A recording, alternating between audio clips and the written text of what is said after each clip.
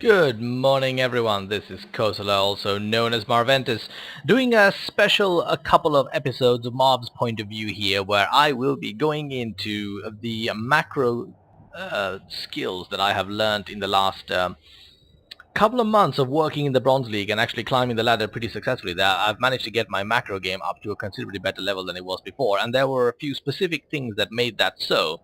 So I'm just going to go into it in a few videos. This one is going to be focused completely on queen management, queen, lava, and hatchery management.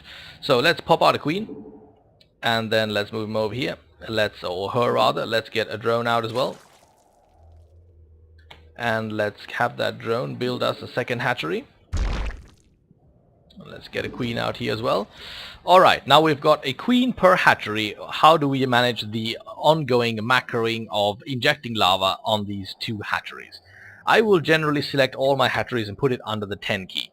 Control 0. And I'll take all my queens and put it in control 9. So they're hovering over here on the right hand side of the hotkey bar.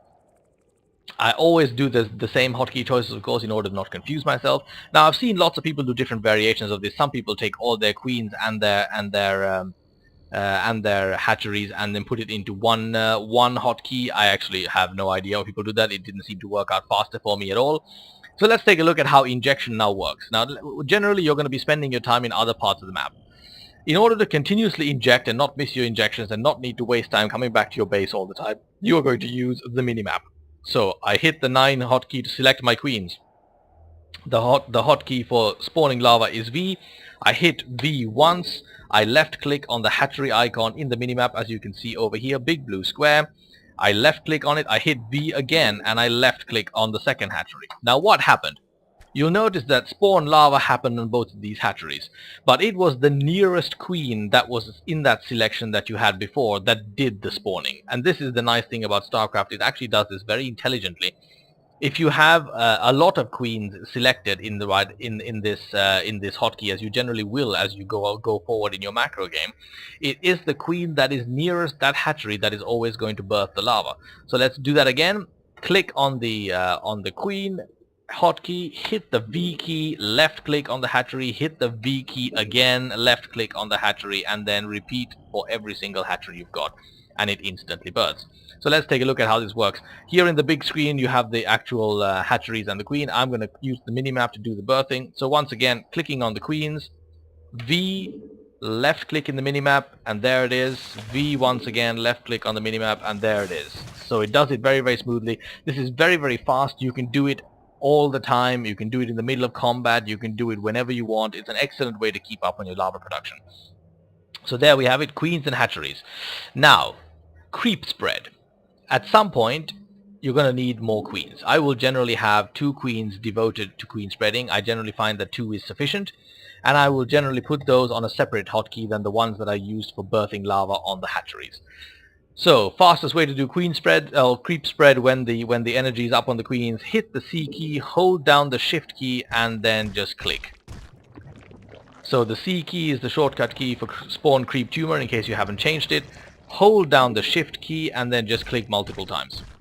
And 2 queens are more than enough to do any kind of creep spreading. As you can see, it does spread enormously fast, and in order to continue the spread, whenever you remember, just click on your lava or your creep tumor, hit the C key to spawn another creep tumor, and then place it somewhere.